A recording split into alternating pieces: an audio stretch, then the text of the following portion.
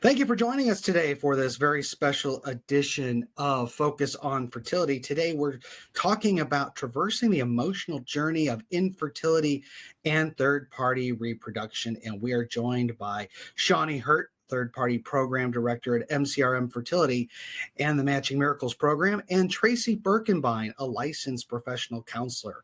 Thank you to the both of you for joining us today. Shawnee, can you share a little bit about how you assist individuals and couples going through their fertility journey? I would love to. First of all, thank you for putting this together. And hello, I'm Shawnee. I have been in the field of infertility for a little over 14 years now, and my heart belongs to third party.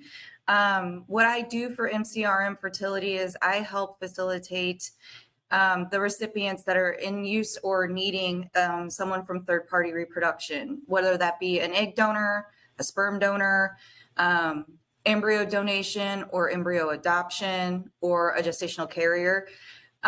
Same-sex couples to an extent, depending on what they're bringing to the table and things like that. So that's really what I focus on. And like I said, my heart is really in third party, and I don't believe that it's talked about enough. So hopefully this helps get the word out.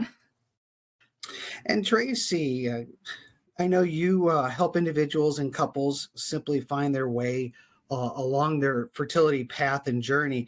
Can you explain a little bit how you do that? Sure. Thank you for having me today. I also am very passionate about third party reproduction and infertility in general.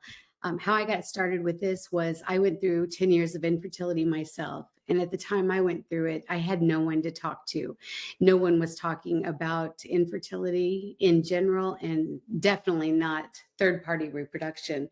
So having no one to talk with then led me to a career in counseling where I can talk with others who may be struggling with the challenges of third party reproduction. So with that, I talk with them about their feelings, their options, what to expect going down the road, and just basically being there as someone that they can turn to talk with when things get really tough. Wonderful. Well, it's an honor to have both of you with us today. And this is definitely a topic near and dear to my heart as well, having previously gone through things. Shawnee, let's talk a little bit about third party reproduction. Some people who are listening may just be beginning their infertility journey. There's others listening today that have been through this journey for quite some time. They may even be considering now the path of third party reproduction. But for those of that may be new to this topic, what is third party reproduction? So that's a great question. And the best way to explain third party reproduction is that you have your patient, your partner, and then someone that is outside of that relationship that is helping them either build their family or grow their family. Egg donation, that would be someone that needs an egg donor. So that person that they are choosing as their egg donor is giving their eggs to said couple. You can do it as a directed donor or a non-identifiable donor. And those terms can be explained if need be. I'm not going to get into the weeds with it. They may also need a sperm donor. There are plenty of banks across the country and into Europe that provide that service. Both egg donors and sperm donors undergo extensive screening, medical history, and things like that, including psychological evaluations. So they are really under a scrutiny in regards to screening to make sure that they are 100% the person they say they are. And not only that, genetically and fertility speaking, a perfect match for our recipients. Then you go into, well, if we don't want to use an egg donor or a sperm donor, but we want to use an embryo because there's plenty of embryos out in the world, especially through agencies that are needing to be adopted or donated. That's another step. And that is where the embryo is already created from another couple, and they're willing to donate that said embryo or embryos, or you can adopt embryos. And then the last piece, really not going into the weeds, is the gestational carrier side of things. It is now considered a gestational carrier. We try to get away from the term surrogate, just because that is really closely related to traditional surrogacy, which is not offered very often anywhere anymore. So gestational carriers are someone that will be carrying an embryo for a couple to delivery and then have their baby. So that's really the third party like stream, if you would like to say. Perfect. Yeah, as mentioned earlier, there's a lot of individuals that might be joining us that are new to the fertility world, while others are been around it for a while. But whoever you are that's listening today, you need to understand and realize you are not alone. Um, we've been saying for many years that the statistic rate for those suffering through infertility is 1 in 8. But recently, the World Health Organization, back on April 4th of 2023, updated this number to 1 in 6. So it's becoming even more prevalent than it ever has been. Tracy, I myself, along with my wife, battled through infertility. It's now more than a decade and a half ago, but at that time, it was very talked about. There wasn't a lot of individuals to kind of lean your shoulder on, or your head on their shoulder, and it was full of all kinds of emotions and feelings, and it was affecting both sides, not just my wife, but it affected the male side on my side as well. How do you discuss of now the feelings and the emotions, and I hate to say it, but isn't it like going through grief when you're going through infertility? Absolutely, Dale. And I'm glad that you mentioned that you're not alone out there. It is becoming more prevalent. But as you're going through the journey, you do feel alone. You do feel like you're the only one who's experiencing this. And so it's good to be able to have support out there to know that you're not alone. It's absolutely imperative to talk with others and have support, because you'll hear that they're experiencing the same types of emotions and feelings that you are. And that can be really comforting. But as you go through this, the feelings can be all over the place, and you may not even realize that some of the feelings you're having can be associated with your fertility journey. You may feel irritable. You might be irritable around others or your partner. You may have trouble sleeping at night. A lot of this is very common for depression as well. And so going through infertility can really cause depression. You may experience feelings of sadness or anger, guilt, shame, even. In the past, I think there was more shame, and today we are starting to talk about this more. So hopefully that stigma will vanish, with people talking more about it. But it's difficult to concentrate too. You're at work, you're doing other hobbies, other experiences, and you are always thinking about fertility, your infertility, the options that you have, and trying to weigh what you're going through. So it can be difficult to concentrate.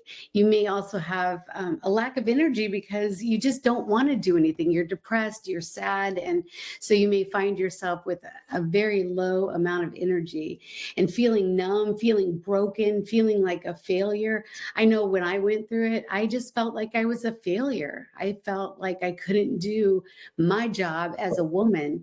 And it was very difficult because I felt broken. I felt like something was wrong with me. And it seemed everywhere I looked, I saw pregnant women. You seem to notice them a lot more when you're going through this. So for me and for others, I think you feel like you're a failure because you're not able to do what so many other people are able to do. And it can really increase your stress level as well, because, this is a very stressful experience. Going through this and finding out that you're going to need assistance from someone else is not what you planned for. So as you're going into this, you assume that when you're ready to have a baby, you'll just be able to get pregnant. So when you find that you have to use somebody else to help you to get to that point of parenthood, boy, that can really be stressful. And like I mentioned earlier, really cause depression. It takes you a while to get through all of these emotions so you can get to a point of acceptance. So, as you're doing this, you may feel, as I mentioned, guilt. And with that, you might feel like you're being punished and think of all of these things in the past that maybe you did wrong and you're being punished for those things. And that's why you're not able to have a baby. Of course, you're not being punished for anything, but you certainly can't help the feelings that pop into your head. And so, if you're feeling that way, that's okay. It's okay. And it might have a negative impact on intimacy with your partner. I mean, it takes away the spontaneity of things, the way things were when you were younger and when you were just starting to think about getting pregnant. Things were spontaneous, fun, intimate. Now it's kind of like a transaction. You have to do this now at this time to make something happen. And so it can really have an impact negatively on that emotional and physical relationship with your partner. The other thing that might happen is you might feel some very real somatic symptoms, meaning that you're feeling some pain in your body, some aching in your body. You might have different problems with your body, and that's caused by this stress and this depression that you're going through. So you might have stomach aches, you might feel nauseous, you might just feel like you can't do the normal things that you used to do. And a lot of that can be associated with this challenging journey of infertility. You mentioned grief, and you are so on the point with that. This is a grieving process, and you may need to go through the stages of grief. When you think that you'll just be able to have a baby whenever you want, and then you're not, that's a loss. Every time you find out you're not pregnant, each month, it's a loss. When you find out you're going to need to go through third-party reproduction and use someone else to help you, that's a loss. And with that loss, you need to really grieve. You need to take time to grieve and to go through the stages of grief before you can get to a point of acceptance. So the stages of grief for third-party reproduction are very similar to just the stages of grief in general. You may experience denial. It might be something like, oh, okay, well, I probably just tested too early. So I may still be pregnant. So I'm just going to wait and I'm going to test again because I probably tested too early. You might feel anger. Really? She's pregnant? She just got married 2 months ago. That's ridiculous. I should be pregnant before she is. You may have bargaining, which is the next stage of grief. Oh, dear God, if I get pregnant this month, I promise I will never ask for anything again in my life. Just let me get pregnant. Then you may experience depression. Nothing is going right. I'll never be a parent. I just feel like this is never going to happen for me, and I'm just not going to get pregnant. So, maybe I should just give up. Then you may get to the point of acceptance. You've gone through this denial, anger, bargaining, depression, and now you can finally accept someone else's help and say, it's okay. I'll try something different, like third-party reproduction, and I will be a parent in some way. That acceptance that you get to is basically that you understand that the main goal is just being a parent, and it's not as important how you get there. Now, those are the stages of grief. There is a next stage that David Kessler has actually added, and that is meaning. That might take years. Eventually you may find some meaning in your fertility challenges and the decision for third-party reproduction. It may seem ridiculous right now, like there is no meaning. There's no reason I'm going through this. I don't understand why me. But someday you might understand the meaning for it and how this experience has made you a better parent or actually helped other people who may be going through the same journey.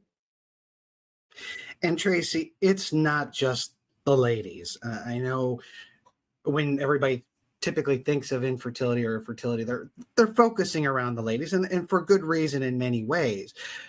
But the men are also involved, and in many cases we're overlooked, but yet we're still going through emotions, feelings, maybe in a different way than the women. But we also have to be taking care of ourselves, correct? Absolutely. I think most people focus on women because they're the ones who will be pregnant, and they view men as just the supporting male in the situation. They don't really think of the man having, feelings about this journey as well. And that's absolutely not true. It's just a difference in how men and women react to situations. So the woman might be talking about it all the time because that's all she can think about. She thinks about third party reproduction and infertility in everything that she does. Men are better able to compartmentalize, and that may come across as if they're not feeling, they're not thinking about this, and maybe that they don't even care. But that's because when they're doing something, they're thinking about that. They're able to compartmentalize better. Men's feelings often are not validated. They just don't, focus on the men and what they're feeling. With men, they are fixers. And so men are usually the ones to try to fix the problem, fix the situation, fix whatever's going wrong with their partner. They can't in the situation. There's nothing that they can do to help. And that can really leave them feeling broken themselves. They can't fix the problem. They can't help their partner. They can't help themselves. And if it is focused on male factor infertility, boy, that can really create a lot of shame for men. A lot of focus on men is like, being strong, fertility masters, they are able to get the woman pregnant. And if they can't, and it's infertility on their side, boy, that can really cause a lot of shame for them. They can feel powerless in the situation, but just overall with infertility in general, they can feel the same things that the woman is feeling. They just don't outwardly show it. So they too can feel grief and guilt. They can have indecision, like, should we move forward? I don't know if we can afford this anymore. I don't know if I want to be a parent at this age, if they've been trying for years. I hear a lot of men who are like, I want to be a parent, but I'm thinking, do I want to be a parent at this age? Do I want to have a high schooler when I'm in my 60s? So there's a lot of indecision there, of whether or not they should go forward. And if their partner is really wanting and pushing for this, that can be really hard for the man to speak up and tell his feelings. So he may feel powerless with that.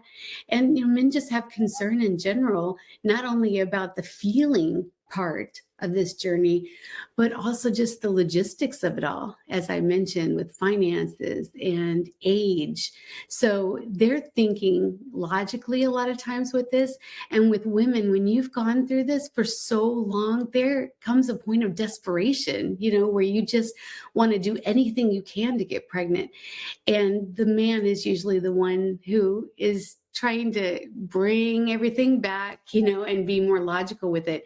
And sometimes with that, it can look as if a man is not caring and doesn't care about this and doesn't want to be a parent as much as their partner. And that's just absolutely not true. So I think we need to focus on the men more and understand that they are feeling things and going through this journey just as much as the woman. And we need to validate their feelings. So let's talk now about what comes next for these couples, especially those who are moving on into the third party considerations, because the emotions and the feelings don't just stop with that initial decision to move on. In fact, many individuals I know kind of come to this roadblock. They're considering third party. They have to go through these emotions and these thoughts and these feelings before they even decide to finally proceed with treatment through third party. But the feelings and future feelings could still come forward. So Tracy, can you talk a little bit more about, the process now from what maybe they should think about considering a donor to what they may end up feeling even down the road?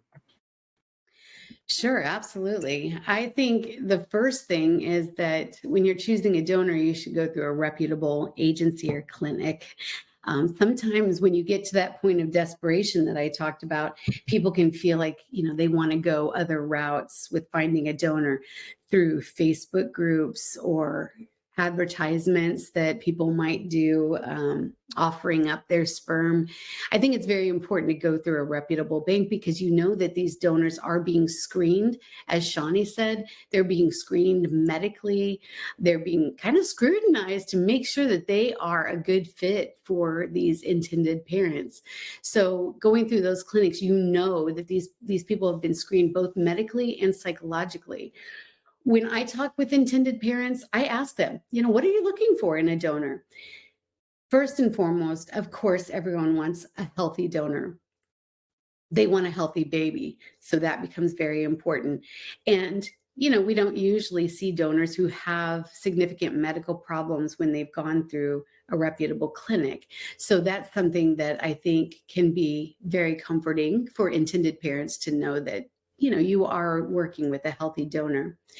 Next, people look for physical characteristics. The person who might not be able to use their genetics wants to have a child who looks like they could be theirs genetically. So, they'll look for hair color and eye color, possible physical build. They want to make sure that this child looks kind of like them, so that it's not so obvious when people look at their family. They don't want somebody just to look at them and go, oh, something's going on there. Many times couples feel so abnormal going through this process that they get to a point where they just want to feel normal. So having a child that might have similar physical characteristics will just make that feel a little bit more normal. Also, when they're looking for a donor, it's important to think about what their motivation is for donating. And usually there is information on that. Why did they want to do this? When I first started this about 15 years ago, I had some stereotype, feelings about donors and wondering why they did this. Were they just doing this for the money? And I've been so pleasantly surprised that when I'm screening donors, there is a story. The motivation for doing this is because there is a story behind it.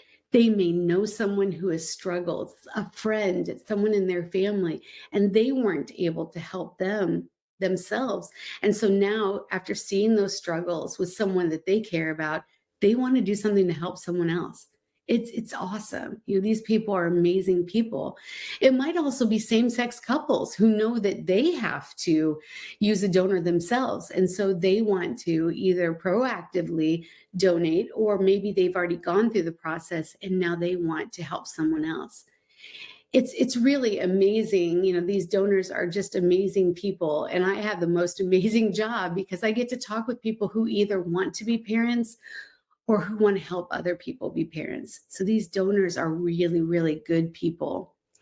Intended parents also talk sometimes, about looking at their education level to see if, their education level matches their own. That may be of importance to them.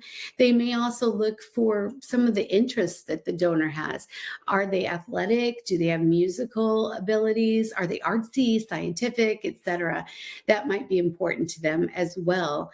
But the main thing to come out of this is just really to use a reputable donor from a reputable clinic. You want to do that. You don't want to just go with someone that you find on Facebook or on other social platforms, because they are not being screened medically and psychologically. These donors who I screen, we go through an assessment where we look for psychological and mental disorders. We go through an interview consultation where we really talk about why they're wanting to be a donor and a lot of their background, and really talking about their future feelings and their future kids that they might have, because it's really important to remember these kids as well, because they're going to be half siblings. So there's a lot to think about, and it can be really helpful to talk with someone such as myself or someone else who is able to do consultations for intended parents, because we talk about these topics and we really go through, the feelings involved with this and what to look for in a donor. And infertility as a whole is can be rough on a relationship. When you take that next level, even a third party, it could be even more so. So how can couples preserve their relationship better as they're going through infertility and third party reproduction? Wow, that's so important because sometimes we forget about those things when we're going through this. The focus is so much on having a baby, getting a baby, that we can forget our partner. So, we really want to focus on our relationship and keeping that strong and keeping that at the forefront, not forgetting, how things used to be. Go back to when you first started dating, you first met, and do some of those things. Try to keep that spark going between the two of you. So if you used to send cute little texts, do that. If you used to send emails or leave notes around the house, just some of those things that you used to do when you first met, going out on dates, making your relationship very important, because that can be forgotten as you go through this process. As we talked about, sometimes intimacy can be lost or changed through this process. So really focusing on going on dates, spending time together, really remembering what you love about this person and asking questions about what their dreams and goals are. Those are things we tend to do at the beginning of a relationship, and we kind of forget about that down the line. So this can be really important. And, you just really want to think about the love that you have with this person. My goodness, you're wanting to have a child with this person. You don't want your relationship to suffer as you're going through this. So just keeping that love and that relationship at the forefront. Going out on dates, like I said, is a little bit easier to do now than when you have an infant. And there could be still more feelings coming. So, how do individuals cope now and for those future feelings that they may come up with? Yeah, those feelings don't go away. I mean, it's been over 20 years since I went through infertility, and I can conjure up those feelings like they were yesterday.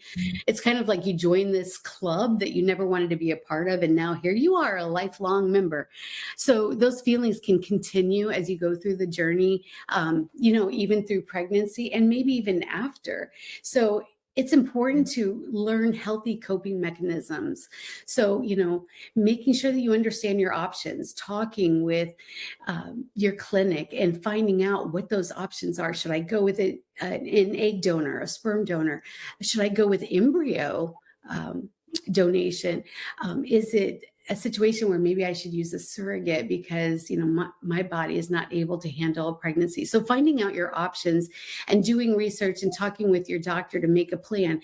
But it's important to do limited research, because I think sometimes we can do so much research that we get lost in that and we start going down a rabbit hole of finding all kinds of things that we probably shouldn't be looking at and thinking about. Finding healthy hobbies or pastimes. Everybody talks about the importance of exercise, and it is really important because it can help with your stress levels, it can help with your mood, and it really, will just help you overall to focus on other things. As you take a walk, maybe start identifying things. Give yourself a purpose on a walk. Look for red items on your walk or green items, so that you're really focusing on the here and now and what you're seeing as you take a walk. So, that can help get your mind, in a different direction. And practicing self-care, that might be exercise. It might be just taking a shower for the day.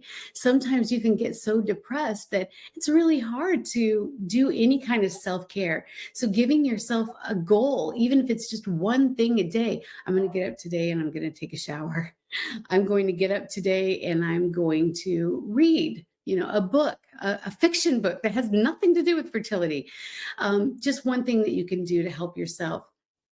Brag on yourself too. You are a good person. You've done a lot of great things in your life. So if you have to, write down all those things that you've been really successful for, because I think when you're going through this journey and you're starting to feel like a failure, it's important to really focus on those things that you have done very well.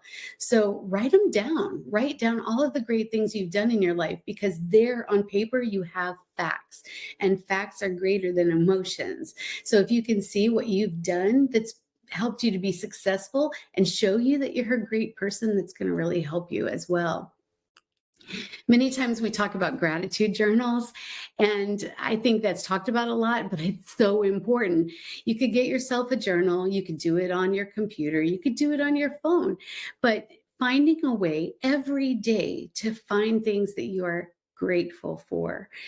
5 things, aim for 5 things a day that you are grateful for. You have awesome things in your life that you can be, grateful for. So if you write those down, you can focus on the positive things in your life. And when your brain is focused on positive things, it can't think about the negative things, because your brain can't think about positive and negative things at the same time. So why not think positively? So write down those positive things in your life. And it can be simple things. It could be for the day, wow, I made myself a really great cup of coffee. Or, somebody let me go in front of them at the grocery store. It can be simple things. It doesn't have to be grand, things that have happened in your life. Laugh. Find something that makes you laugh. If there's a podcast that you listen to that makes you laugh, if there's a comedian, if there's a show on TV, laughter can really help with your stress levels and depression as well. If you need to, seek a counselor or a support group. Get those feelings out. Sometimes it's helpful to talk to somebody who's not just in that circle of family and friends, because you can get out the feelings that you have about everybody, and you don't have to worry about hurting anybody's feelings. I know when I talk with people, I just say, let it out. If you need to talk and just vent, yell, scream, cry, whatever it is, talk with me. So sometimes just talking and getting that out can really help. Support groups, if you can find a support group, whether online or in person, that you can go to, like I said earlier, it really helps you to see that other people are feeling the same way as you. That can be really comforting. But, be realistic about this journal, but be highly optimistic, because this just may be the time that you become a parent. And that is exciting. And ultimately, everybody, you've got this. You're not alone. Tracy, this has been very helpful. I know it doesn't matter whether you're in that third party part of your journey or if you're beginning. A lot of this information is very helpful for all going through the infertility journey. And on behalf of everybody that's been listening, thank you so much for taking the time to be with us today. It's extremely helpful that you were able to do this for us. Thank you so much for having me today. I love talking about this subject and working with people who are wanting to be parents. So thank you so much for offering this. If you'd like to get more information from maybe Tracy regarding her services, she can be reached out to at tracy@counselingwithtlc.com. We'll have a link in the show notes for that as well. Or maybe you're considering the beginning stages, or even wanting to research further about your options of third-party reproduction, and our friends at MCR Infertility would be more than happy to assist you there. You can reach them at mcrmfertility.com, and again, we'll have a link in the show notes to that. We appreciate your time, and thank you so much for listening on this special edition of Focus on Fertility.